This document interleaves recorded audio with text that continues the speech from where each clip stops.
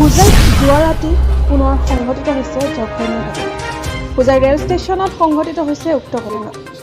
টিউচনৰ পৰা ঘৰত গৈ থকাৰ সময়ত এগৰাকী যুৱতীক দুই যুৱকে চলাইছে নিৰ্যাতন। যুৱতীগৰাকীৰ ডিঙি চেপি কাপোৰ ফালাৰ অভিযোগ উত্থাপন কৰিছে ভুক্তভোগী যুৱতীগৰাকীয়ে।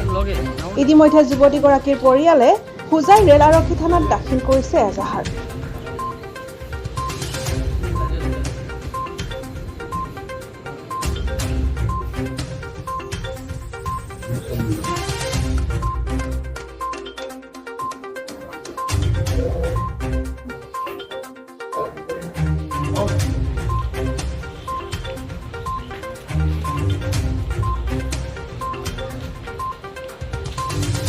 ফোন আহিল যে হোজাই ষ্টেচন আমাৰ এজনী ভণ্টি টিউচনৰ পৰা ঘৰলৈ গৈ আছিলে। হোজাই ষ্টেচন হৈ প্ৰত্যেক দিনাই তাই যায়।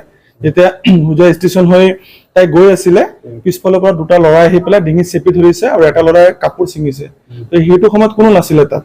তো তাই কি কৰিছে, ধাক্কা মাৰি পেলাই দৌৰি পলাই গৈছে ঘৰত। দৌৰি ঘৰত গৈ পলাই গৈছে। পলাই গৈ পেলাই ঘৰত কান্দি আছিলে। মা দেউতাকে সুধিলে কি হ'ল, যে এনেকুৱা এনেকুৱা ঘটনা হ'ল। এতিয়া আমি সকলো আহি উপস্থিত হৈছোহি আৰু হোজাই ৰেলৱে যিটো ষ্টেচন আছে, GIP থানাত আমি এজাহাৰ ইতিমধ্যে দাখিল কৰিছো আৰু GIP থানাৰ যি অধীক্ষক ডাঙৰীয়া আছে তেখেতে ছোৱালীজনীক ইতিমধ্যে মেডিকেল স্বাস্থ্য পৰীক্ষা কৰিবলৈ লৈ গৈ আছে। টিউচনৰ পৰা গৈ আছে। তাই কোৱা মতে, তাই ছোৱালীজনী ভাষ্য মতে তাই সদায় এইটো ৰাস্তা দি ঘৰলৈ যায় আৰু বেয়া কাম কৰিবলৈ চাইছিলে। ডিঙিত যেতিয়া চেপি ধৰিছে, নিশ্চয় বেয়া কাম কৰিবলৈ হৈছিলে। মানে মই বুজি নাপাওঁ, ইমানখিনি ঘটনা হৈ গৈ আছে। মানে হোৱা যোৱাৰ পিছতো কিছুমান মানে নৰপিচাচ ক'বলৈ গ'লে অধম কেতিয়া মানে এতিয়ালৈ শিক্ষা পোৱা নাই।